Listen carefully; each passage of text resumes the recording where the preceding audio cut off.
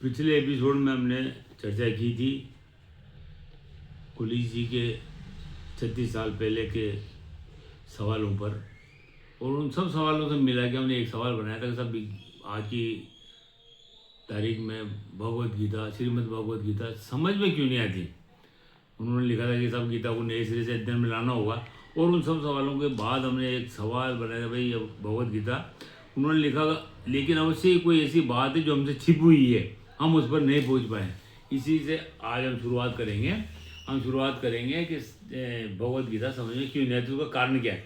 अगर हम 10-20 कारण बनाएंगे तो उनमें सबसे पहला जो कारण बनता है वो ये कि इसमें हमसे छिपाया क्या गया है। तो आज हम सबसे पहले चर्चा करेंगे इस भगवत गीता, श्रीमद् भगवत गीता के प्रत्येक अध्याय के पीछे इस गीता जो शास्त्र है श्रीमद् भगवत गीता, इसका पूरा नाम लिखा है लेखक ने, या भगवान श्री कृष्ण ये प्रस्तुत की है, या ये वाणी उनकी है। तो उन्होंने लिखा है श्री ओम तत्सदिति श्रीमद् भगवत गीता सु उपनिषत्सु ब्रह्म विद्याम योग शास्त्रे। ये पूरा नाम इस भगवत गीता का है, श्रीमद् भगवत गीता का। ये कोई भी जितने भी व्याख्याकार हैं या टीका के व्याख्या करते हैं मंच में बैठ के, वो कभी भी इसकी चर्चा नहीं करते, खाली इतना सा कहते हैं साहब ये लिखा हुआ है। अब हम इसको विस्तार से इसकी चर्चा करेंगे कि साहब इसमें क्या क्या नाम लिखा हुआ है। सबसे पहले जो लिखा हुआ है श्रीमद् भगवत गीता, ओम तत्सदिति, ओम तत्सत, ओम तत्सत, ये 3 नाम है जो भगवत गीता में भी भगवान श्री कृष्ण ने कहा कि तभी सबसे पहले कोई शुभ कार्य करे तो उसके पहले इनका उच्चारण करना चाहिए। ओम जो पूरे ब्रह्मांड में छाया हुआ है, अहम आकार इति ओमकार, वो ओमकार पूरे ब्रह्मांड में है, वो साउंड, वो एक ध्वनि है, वो उसी का रूप है, अहम आकार इति ओमकार। ओम तत्व परम तत्व परमात्मा, अगर कोई तत्व है तो केवल वो है परम तत्व परमात्मा, और सत्य अगर सत्य कोई है तो वही है परम सत्य, परम वही है, उसके अलावा कुछ नहीं है।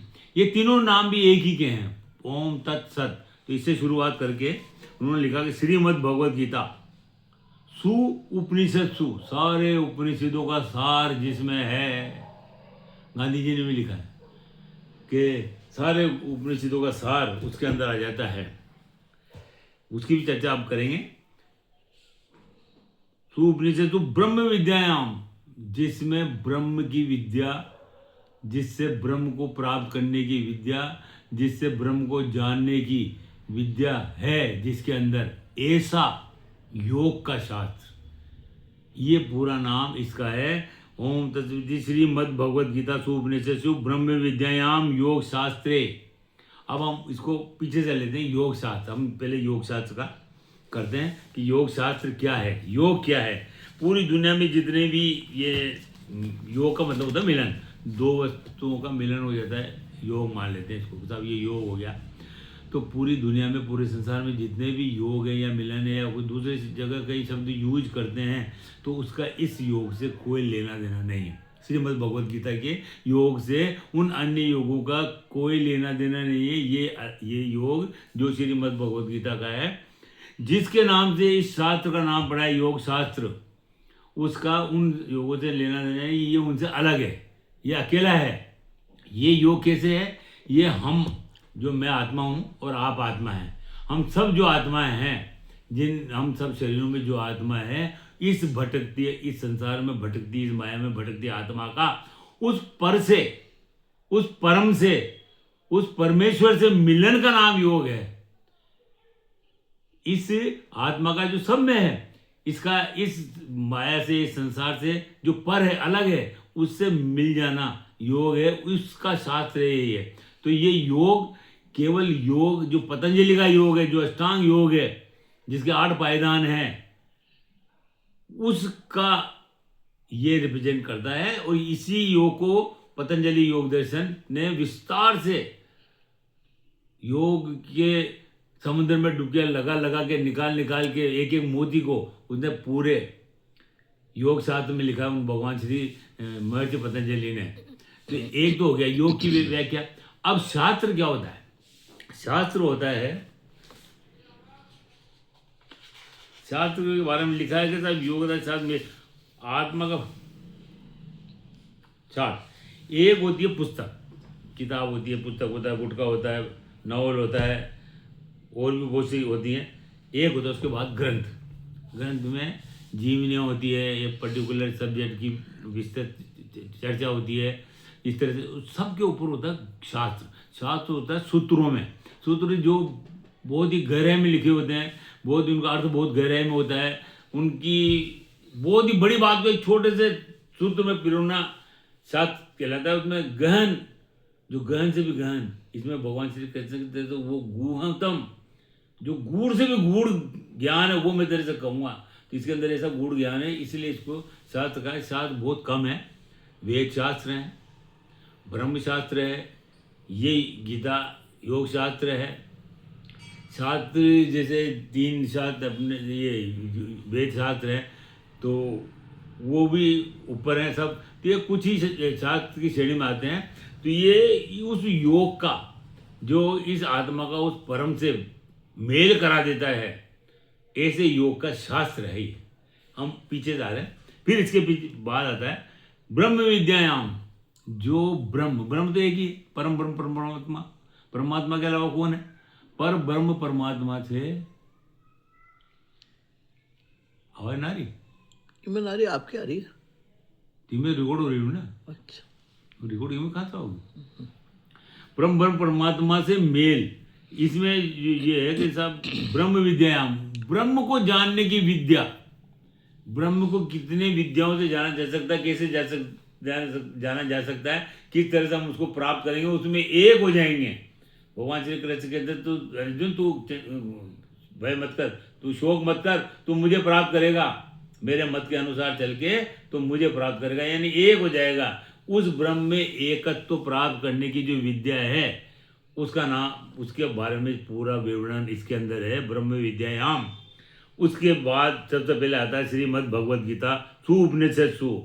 ये भगवान श्री कृष्ण के मुखारबिंद से निकला हुआ गायन, जिसमें सारे उपनिषदों का सार है।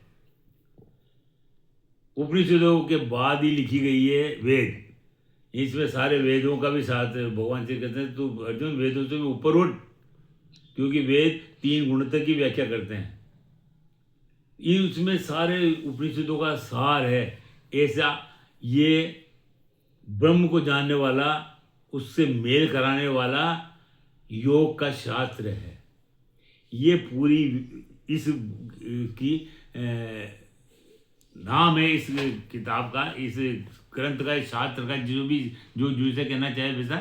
ये हर एक पूरे, अगर आप के घर में ये कोई भी गीता है या आप गीता लेके बैठे हैं, तो आप उसको पहले अध्याय को खोलेंगे, पहले अध्याय के समाप्त में, और हर अध्याय के समाप्त 18 अध्याय के हर अध्याय के समाप्ति पे ये लिखा हुआ है, ये नाम है। उस समय ऐसे लिखते थे, इसमें भी लिखा हुआ है। आपको मैं बता दूं, ये पतंजलि योग दर्शन, इसके अंदर भी ये जो पहला पाद समाधि पाद खत्म होता है, उसके बाद लिखा हुआ है यहाँ श्री पतंजलि योग सूत्र भाष्य व्याख्यायाम सिद्ध व्याख्या समाप्त समाधि पाद। ये हर एक पहले जितने भी शास्त्र होते थे, अब शास्त्र लिखे कहाँ जाते हैं, पहले जितने भी शास्त्र होते उनमें अध्याय या उस चैप्टर को खत्म होने के बाद लिखा जाता था। तब ये इस सब्जेक्ट का पूरा अध्याय यहाँ समाप्त हो गया है, अब दूसरा अध्याय चालू करेंगे। ऐसा इन्होंने सब में, हर एक गीता के अंदर करीब करीब सभी गीता में ये मिलेगा आपको कि हर एक अध्याय के बाद में ये लिखा हुआ है। अब हम इसकी चर्चा करते हैं कि साहब ये योग क्या है और योग शास्त्र क्या है, इसको छुपाया क्यों गया, इसको, इसकी चर्चा आज क्यों नहीं करते, सब नहीं करते। सभी दुनिया भर के आके बैठ जाएंगे कि साहब हम गीता का पाठ करेंगे, गीता में ये है, अपनी खुद की किताब ले लेंगे या जैसे भी है, मगर इसकी चर्चा नहीं करेंगे इसकी व्याख्या क्या है। क्यों कि श्रोता, जो सामने श्रोता बैठा हुआ है, वो सवाल करेगा कि साहब अगर ये योग शास्त्र है तो योग क्या है वो बताइए। फिर ब्रह्म विद्या में ब्रह्म का ज्ञान कैसे हो जाता है वो बता दीजिए।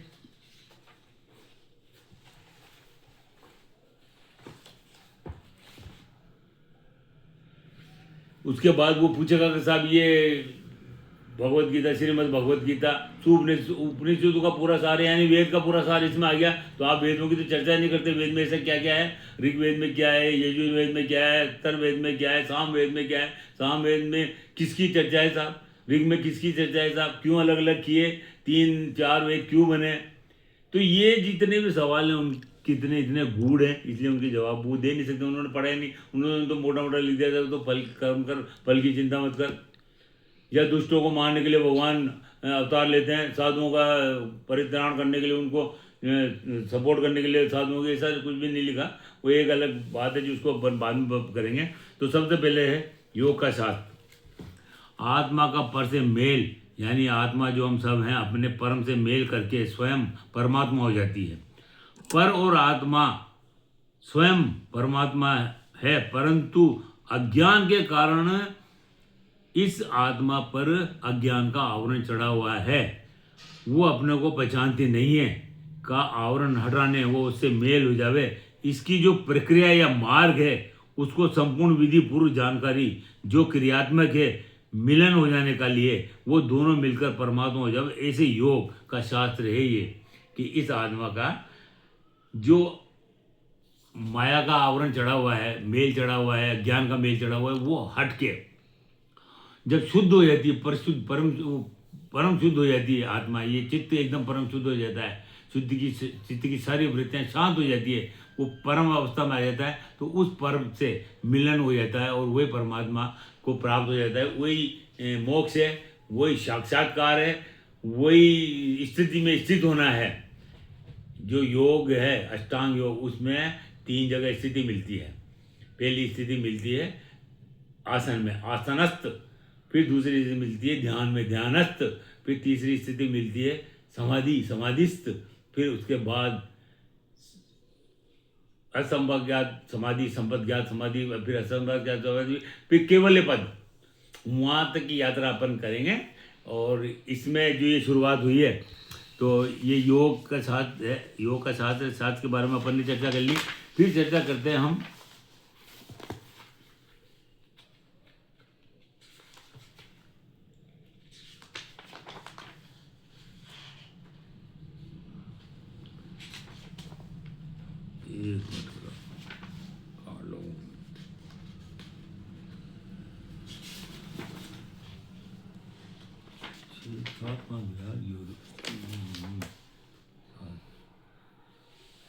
उपनिषदों की व्याख्या करते हैं इसमें, जिसमें समस्त उपनिषदों का सार है। उपनिषदों में क्या है, सारे उपनिषद परमात्मा को प्राप्त करने की जितनी भी विधियां हैं, सारे उपनिषदों में क्या है, मेन परमात्मा को प्राप्त करने की जितनी भी विधियां हैं, उन विधियों को 3 भागों में बांटा है, यजुर्वेद, सामवेद और ऋग्वेद।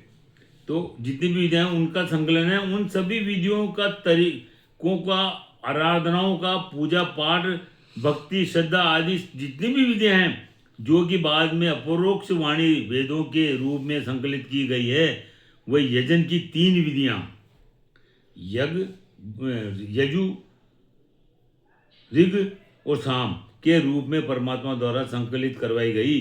गीता का दूसरा नाम गीतोपद उपनिषद है, गीतोप उपनिषद है तीसरा नाम।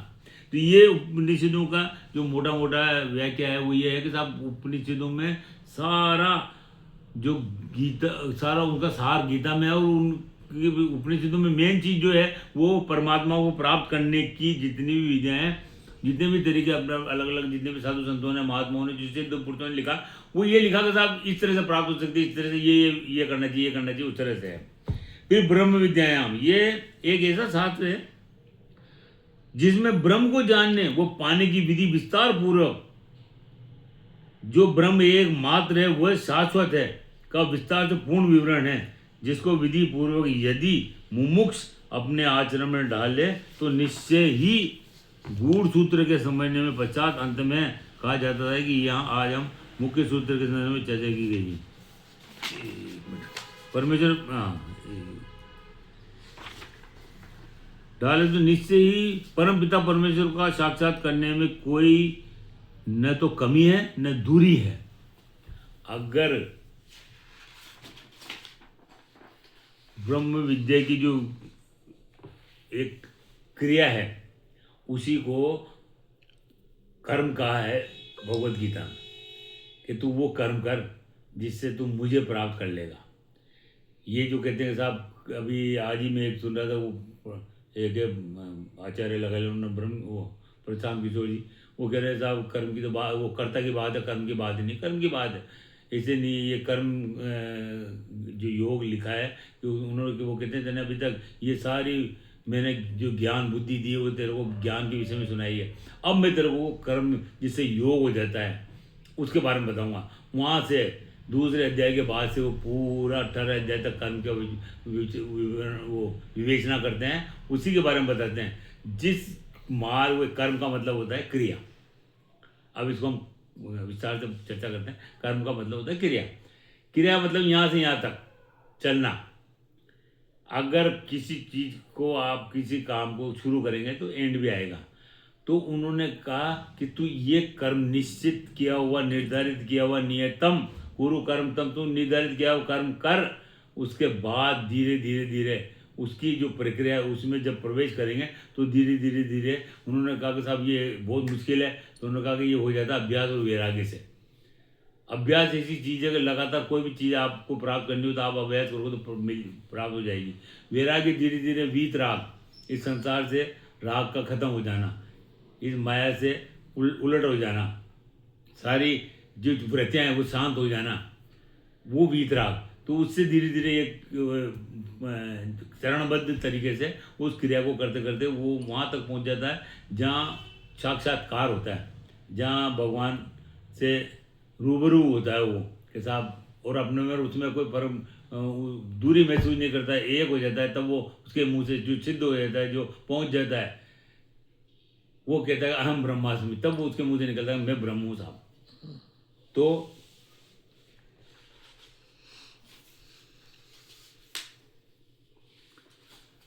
योग शास्त्र हो गया, ब्रह्म विद्या हो गया, योग शास्त्र। अब हम इसमें आते हैं कि ये छुपाया क्यों गया, इसका कारण क्या है। इसका कारण मेन ये है कि सब जानते हैं, ये शुरू से लिखा हुआ है। आप 200 साल पहले की भी कोई गीता उठा लेंगे या कहीं से उठा लेंगे तो इसमें लिखा हुआ है कि साहब ये जो हर एक अध्याय के पीछे बाद में उन्होंने लिखा है कि साहब ये पूरा नाम इसका ये है, मगर कोई बताता नहीं है। बताएगा भी नहीं, क्यों बताएगा था, उसको पूरा योग बताना पड़ेगा, योग समझाना पड़ेगा, योग कोई करता ही नहीं है। कोई भी, जितने भी व्याख्याकार हैं वो योग की चर्चा नहीं करते, बल्कि कई तो ये कहते साहब जितने भी योग हैं, जितने भी योग किया, क्या मतलब, इन्होंने ज़्यादा क्या किया, वो नाम नहीं लेना चाहिए मगर लेंगे। राम सुखदास जी ने सबसे पहले उनमें 6 के साथ भी तीन भागों में बांट दिया, 6 अध्याय में बांट दिया, 6 अध्याय ज्ञान योग के हैं, 6 अध्याय भक्ति योग के हैं, 6 अध्याय ये कर्म योग के हैं। फिर कहने लिख दिया साहब बहुत सारे योग हैं, कितने भी योग करो, कैसे भी योग करो, कैसे भी योग करो आप। तो फिर कितने लिख देने साहब भक्ति ज़्यादा है, भक्ति होना चाहिए कर्म, क्योंकि कर्म समझ में नहीं आए उनके। तो उन्होंने कहते नहीं साहब आप तो भक्ति कर दो, भक्ति से प्राप्त हो जाएगा। कोई कहता था नहीं आप तो वो जब करने लग जाओ, आप कोई कीर्तन करने लग जाओ। तो ये वहाँ करते क्या है, वो करते ये कि साहब भजन हो रहा है, कीर्तन हो रहा है और उनका टाइम पास हो गया, उनका जो मकसद है वो हल हो गया। तो श्री कृष्ण की जो बुखार बिन से लिखी हुई है, अभी एक आग में आपको मोटी दवाई है, उन्होंने किसी ने लिखी है, श्री संतोष जी की है। इसमें श्री मद की व्याख्या बताता हूँ मैं आपको, ताकि आपको लगेगा हाँ साहब। ये पेज नंबर 7 है, इसमें यहाँ मत लिखा हो, मत दिख रही ना, इसमें लिखा है इन्होंने, जबकि श्रीमद् भगवद गीता आज भी प्रासंगिक, ये लिखते हैं कि गीता व्यवहार में परमार्थ की कला सिखाती है। परमार्थ के क्या लेना देना, वही वाली बात कि आप परमार्थ करने वाले कौन हो। जो गीता के सिद्धांत ने आध्यात्मिक होने के मायने बदल दिए। आध्यात्मिक का शब्द का मतलब ही नहीं समझता आध्यात्मिक। मैं अभी यहाँ अभी आपसे ये चर्चा कर लेते हैं कि अध्यात्म क्या होता है। अध्यात्म होता है आत्मा पर अधिपत्य, उसकी यात्रा है, वही कर्म है। आत्मा पर अधिपत्य, ये जो आत्मा है जो संसार में भटक रही है, उसके ऊपर अंदर वापस प्रत्याहार करके, उसको धारण करके, परमपिता परमेश्वर को धारण करके यम नियम आसन प्राणायाम प्रत्याहार धारणा ध्यान समाधि धारण करके वहां तक पहुंचना, अध्यात्म आत्मा पर अधिपत्य प्राप्त कर लेना, उससे मेल हो जाना, इसका नाम है अध्यात्म। ये अध्यात्म की परिभाषा क्या जाने। तो इन्होंने क्या लिखा है कि श्रीमद् भगवद गीता समस्त वैदिक साहित्य का सार होते हुए भरसर और संक्षिप्त है। इसमें मात्र 700 श्लोक हैं। साधक के परमार्थ कल्याण की बात मुख्यता से कही गई है, परमार्थिक कल्याण की बात मुख्यता। अतः इसके आगे श्रीमत श्रीमत शब्द लगा हुआ है, जबकि मद लगा हुआ है, मद मुखार बिंद से ये लिख रहे हैं साहब श्रीमत, ये लिखा हुआ है मत। और ये 500 रुपये में किताब बेच रहे हैं, ये दूर कह रहे हैं साहब हम प्रचार प्रसार कर रहे हैं। मेरा कहना है कि आप प्रचार प्रसार करो, सभी करें। भगवान ने तो कहा है कि साहब मेरा प्रचार प्रसार करेगा वो धन्य का प्राप्त करने वाला है, धन्य प्राप्त। मगर आप प्रचार प्रचार किस चीज़ का कर रहे हो, क्या परोस रहे हो, हमारी युवा पीढ़ी को क्या परोस रहे हो? जो आपके आते उसको दे क्या रहे हो, आप कचरा दे रहे हो। सवाल आप किस जगह बैठ के क्या कितनी भव्यता से किस हिसाब से आप कर रहे हो उससे मतलब नहीं है, आप परोस क्या रहे हो। आप उसको जो आप व्याख्या कर रहे हो उसमें है क्या कि साहब मैं आपका हूँ। भगवान तो सबके हैं, 800 करोड़ अगर लोग हैं तो 800 करोड़ के जन, वो तो जन जन के, वो तो कण कण में है। उसमें आप क्या करोगे साहब मैं आपका हूँ, मैं आपको भूलूँ नहीं। किसी तरह का भगवान कह रहा है कि तू भूल। अरे तू जब अरे तू बोलेगा बार बार मैं भूलूँ नहीं, अरे तू अंतर धारण कर लेना तू। ये तो धारणा वाली बात है, जब करने वाली बात अंदर से है, ये तो अंदर की बात है। भगवान की भक्त की अंदर की बात है, भगवान अंदर है, भगत भी अंदर है। ये शरीर से क्या लेना देना उसका।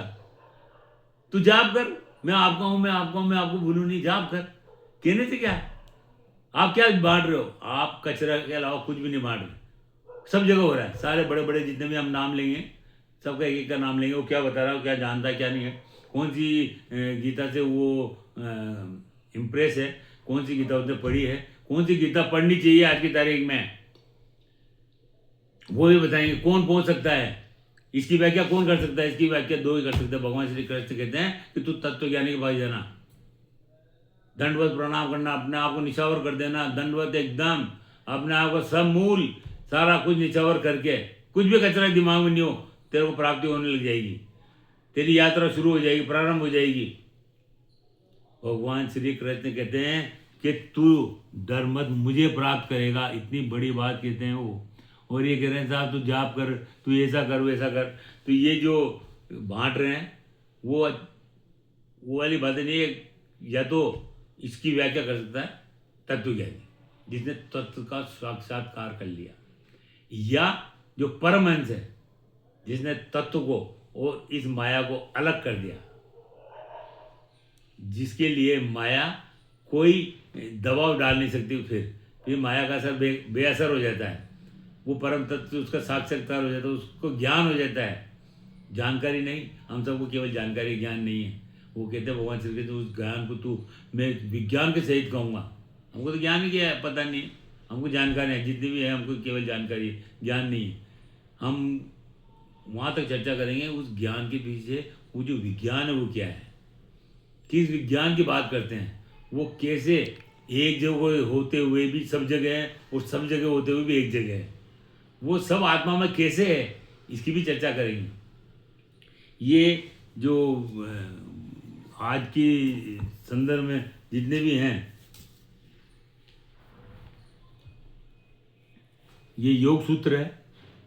योग सूत्र में भी हर उसके पीछे अध्याय के पीछे लिखा हुआ है ये इति तत्वार्थ सूत्रे मोक्ष शास्त्रे द्वितीय अध्याय।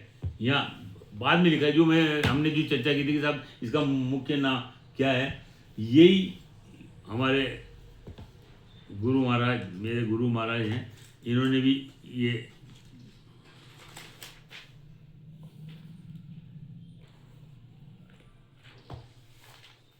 प्रत्येक अध्याय के बाद में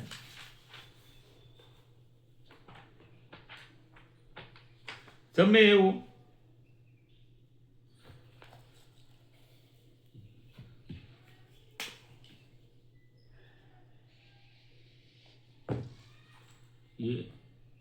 ये यथार्थ गीता है,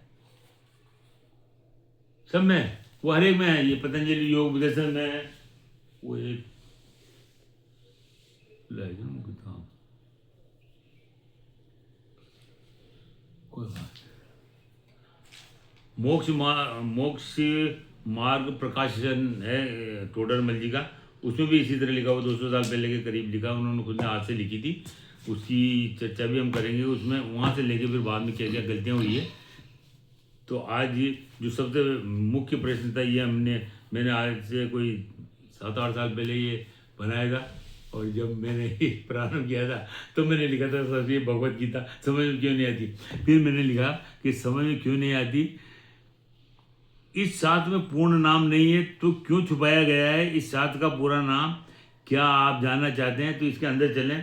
तो ये जो यात्रा अब शुरू हुई है, ये दूसरा एपिसोड है, आगे भी चलता रहेगी इसकी यात्रा, और हम अंत तक सारी इसकी पूरे 18 अध्याय के 800 श्लोक की भी व्याख्या करेंगे, और महर्षि पतंजलि की योग दर्शन योग शास्त्र की भी व्याख्या करेंगे, और ये भी बताएंगे कि आज कौन है जिन्होंने इसकी व्याख्या सच्ची व्याख्या की है, वो क्यों कर पाए हैं, कौन कर सकता है, उसके लिए क्या योग्यता जरूरी है, कितना समय लगता है। आज प्रेमानंद जी एक उदाहरण देते हैं, आज की टाइम में पूरी दुनिया जानती है। प्रेमानंद जी महाराज का जो प्रति महाराज के प्रति जो श्रद्धा भक्तों में है, देखिए वो साल 100-150 साल 200 साल का जो इतिहास है उसमें किसी ने नहीं देखी होगी। रात की 2 बजे बच्चे बच्चियाँ माताएं बहनें बुजुर्ग सड़क पे खड़े होके गर्मी सर्दी ठंड सब में इस तरह से बिलक बिलक के उनके दर्शन के लिए तरस रहे हैं। कोई तो बात है ना, वो शरीर में नहीं है, वो बात वो उनके अंतःकरण में है। उन्होंने जो प्राप्ति की उसके अंदर है, वो जो स्थिति है जिसमें वो स्थित हो गए हैं उसकी है, उसकी चर्चा होगी। अगर अड़गड़ानंद जी महाराज जो जिन्होंने कोई प्रारंभिक शिक्षा थी नहीं उनकी, है ही नहीं, वो जो ये यथार्थ गीता लिख सकते हैं, वो कैसे लिख सकते हैं, क्या क्या वजह है, कौन सा मार्ग है वो जिस पे चल के प्रेमानंद जी पहुंच गए, अड़गड़ानंद जी पहुंच गए, बहुत सारे पहुंच गए। मैं एक फोटो दिखाऊंगा अगले वाले एपिसोड में, उसमें आपको बताऊंगा कितने सिद्ध पुरुषों के एक जयपुर वाले हैं, उन्होंने एक फोटो बनवाया, बहुत धन्य के पात्र हैं वो, उन्होंने फोटो बनाया। तो उसमें उन्होंने जितने भी सिद्ध हैं, बहुत सारे सिद्ध हैं और भी हैं, उनका एक संकलन करा, बहुत प्यारा फोटो है। मैं उनको उसको फोटो का भी चित्र का भी वो वाकई पूजने योग्य है और घर में रखने योग्य है। उसका प्रसारण भी करेंगे, प्रचार करेंगे, जो भी अगर उसको लेने वाला होगा तो देंगे। तो ये कौन लोग हैं जो जिन्होंने इस स्थिति को प्राप्त किया है, वो कैसे प्राप्त करता है, कोई भी प्राप्त कर सकता है। उसमें ये कहते हैं था, इन्होंने कई जगह लिखा था वो उनको ये पसंद नहीं है, वो पसंद नहीं, वो भगवान को ये अच्छा नहीं लगता, वो अच्छा नहीं लगता, सब गलत है। भगवान तो कहता है कि पापियों से भी बड़ा पापी हो, सबसे बड़ा पापी हो, तभी वो मेरे को प्राप्त कर सकता है मेरे मत के अनुसार चल के। केवल एक शर्त है कि मेरे मत के अनुसार। उन्होंने कहा तू नियतम पूर्व कर्म, तब तू निर्धारित किया हुआ कर्म कर। केवल एक कर्म के लिए कहा उन्होंने, और कर्म से उनको क्या लेना देना, कहा नहीं उन्होंने। और ये कहते साहब ये करो वो करो, ऐसे मत करना चाहिए, ऐसा नहीं करना चाहिए, सच बोलना चाहिए, अच्छा है बुरा है, ये आज यहाँ अच्छा है वो चीज़ दूसरी जगह बुरी है। जो आपके लिए अच्छा है वो मेरे लिए बुरा हो सकता है।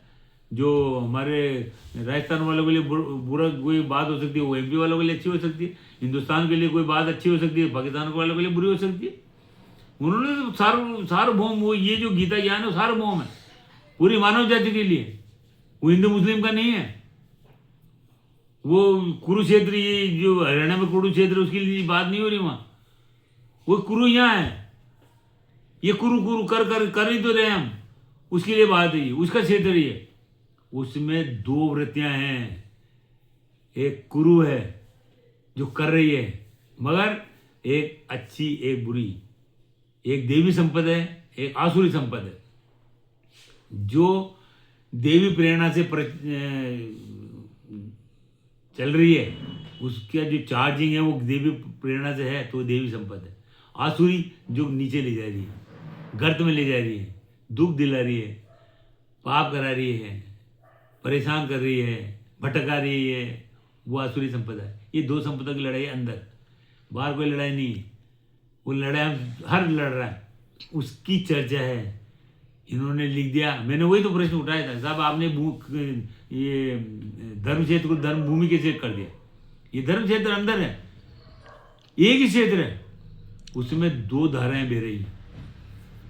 एक देवी संपदा, एक कुरु संपदा, उसकी लड़ाई उधर दोनों आमने सामने खड़ी हो जाती है। तब गीता का युद्ध प्रारंभ होता है। गीता का तब वो कहता है कृष्ण कि साहब मेरे को बीच में ले चलो, क्या हो रहा है, क्या हो, मैं देखो तो सही। फिर काम क्रोध लोभ जिसका रिप्रेजेंटेशन हम करते हैं उसी को तो ढोते हैं सब पूरी जिंदगी। काम क्रोध लोभ मोह और हमको डर लगता है फिर, और नहीं सब ये नहीं छोड़ेंगे हम, ये छोड़ दे, नहीं साहब ये छोड़ा जाता है क्या साहब, और ये तो इनको मारेंगे साहब, और ये तो वही उसी की वर्णन है वहाँ। वो सबको कहता है कि तू ये सब ये मरे हुए हैं तो उसको लेना देना क्या हमको। वो धीरे धीरे फिर हम जब एक एक अध्याय की एक एक श्लोक को बोलेंगे, बताएंगे जो हमारे गुरु महाराज ने, उसकी और व्याख्या करेंगे और खोल के करेंगे, तब पता लगेगा कि बात क्या है, बात पहुंची क्यों नहीं है, कैसे पहुंचेगी, कहाँ से शुरू करना है, कैसे पढ़ना है। कितने से आप गीता को पढ़ो, तो कैसे पढ़ो यार, ये तो बताओ। हम लिया किताब दुकान से खरीद के, जो लिखा हुआ है पढ़ लिया, जैसे लाए वैसा पढ़ लिया। अब जैसा लाए, जिसने जो कचरा भर रखा है वो ही पढ़ेंगे ना। तो कौन सी पढ़नी चाहिए जिसमें कचरा है ही नहीं, वहां से शुरुआत होगी ना। फिर आप पढ़ोगे कैसे, समझोगे कैसे।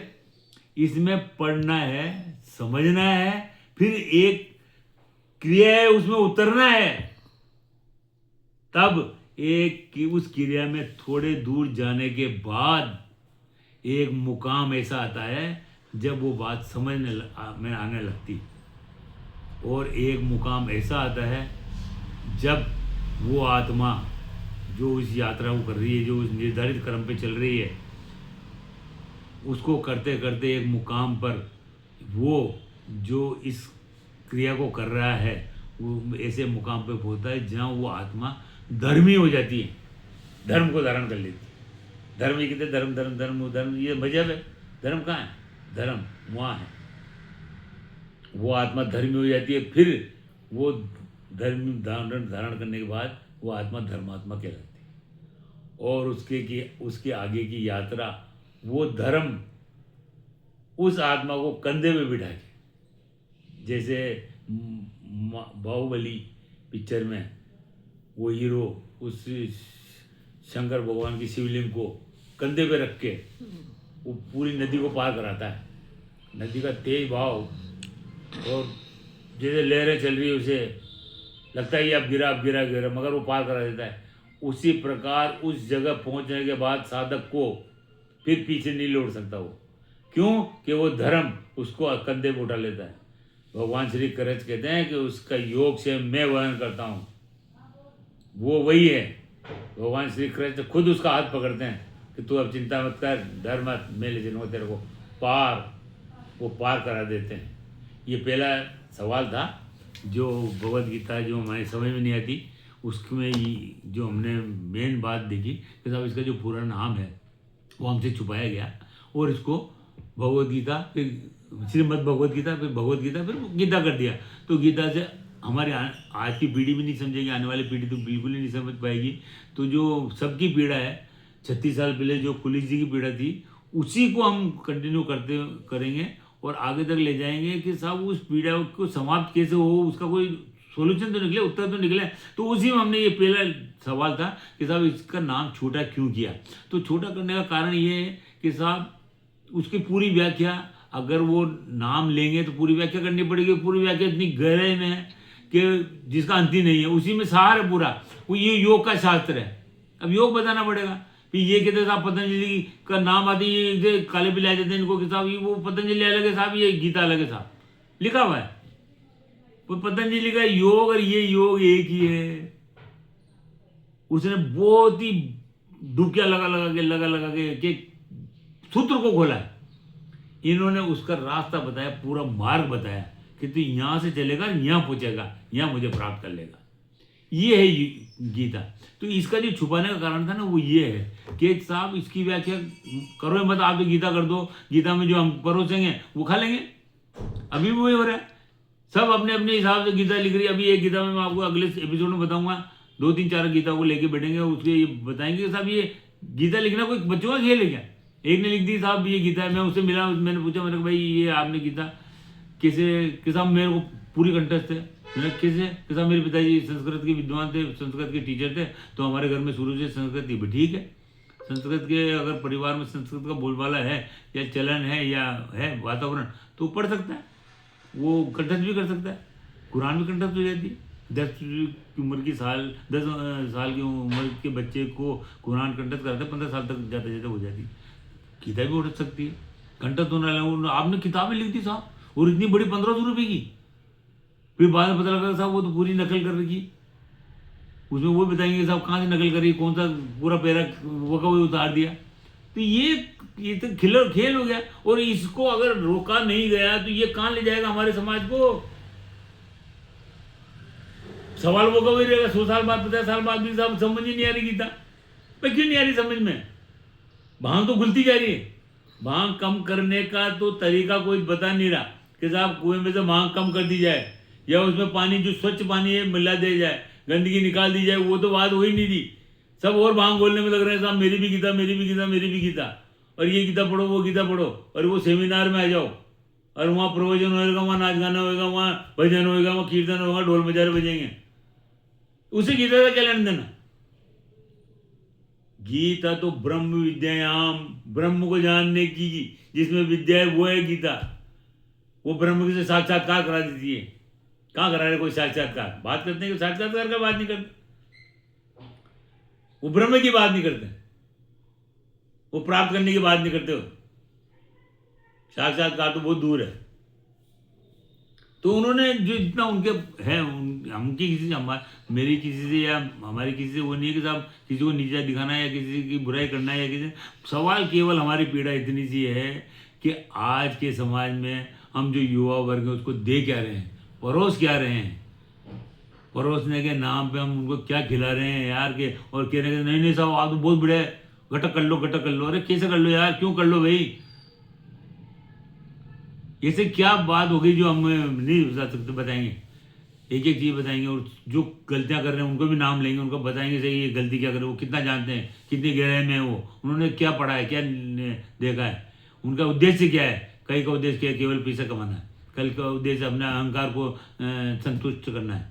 कई का उद्देश्य नाम कमाना है। बड़े बड़े अभी एक उदाहरण देते हैं हम आपको, प्रेमानंद जी को लेके कई जो उनकी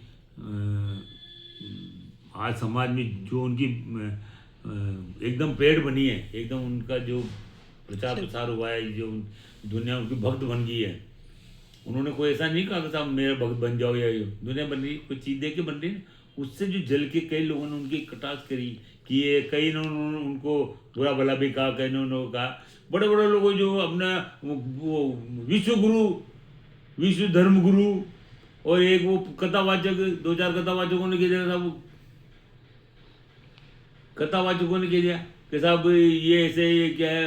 और जो भक्त या जो हमारे समाज में बुद्धिजीवी हैं उनको पता भी लग गया कि उन्होंने फिर किस तरह से माफ़ी मांगी, किस तरह से मत्था टाइका, माथा रगड़ रगड़ के माफ़ी मांगी। कई ने बड़े बड़े जो अपना वो पीएचडी कहते साहब मैं तो पीएचडी हूँ, उन्होंने तक मैं माफ़ी मांग ली। तो ये जो खुलासा है ये क्या है, इसका खुलासा करेंगे हम इतनी गहराई में। जो दर्शक है, जो श्रोता है, उसको इतनी गहराई तक ले जाएंगे कि, और केवल एक निवेदन है कि हमारे साथ लगातार आप बने रहेंगे तो ये जो चाल है इसी पे रहेंगे तो आपको समझ में आ जाएगी। और हमारे पूरा विश्वास है कि हम आपको समझा के रहेंगे।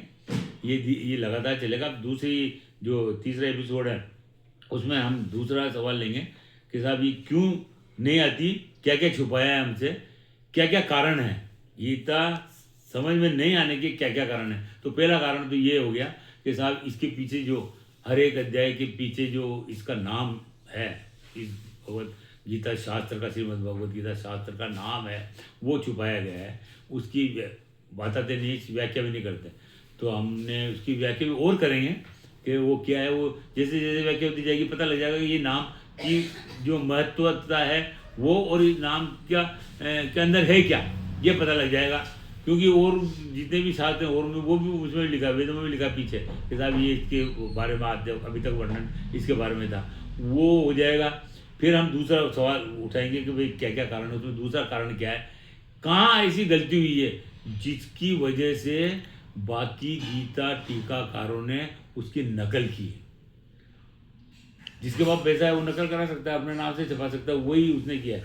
जो अभी मैं जिसकी चर्चा कर रहा था कि साहब 1500 रुपये में उसकी वो कोई पड़ेगा नहीं, मगर वो क्यों नहीं पड़ेगा, आज वो क्यों छप रही है ये गीताएं, बहुत से अलग अलग जो मेन पृष्ठ है उसका क्लेवर, वो जो क्लेवर है वो, और अंदर का मटेरियल कुछ भी है वो नकल है क्या है, वो छप क्यों रही है, उसका कारण क्या है वो भी बताएंगे।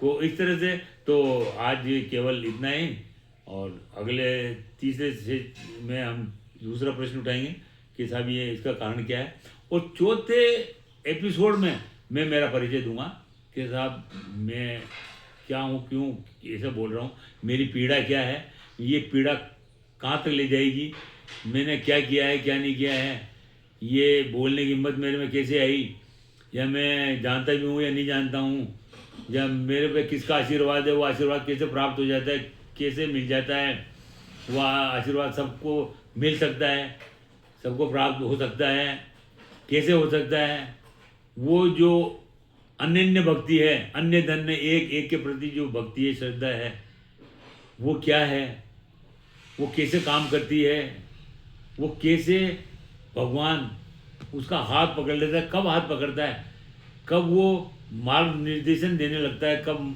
बताने लगता है कि साहब तू ऐसा कर, तू ऐसा कर। वो जो गुरु महाराज इसमें कहते भी हैं कि फिर वो एकदम हर बात में टोकाटाकी हो जाती है, नहीं ऐसा नहीं, ऐसा कर, ये ठीक है, ये गलत है, वो स्थिति आ जाती है, वहाँ तक ले चलेंगे। जय श्री कृष्ण। बंद करो।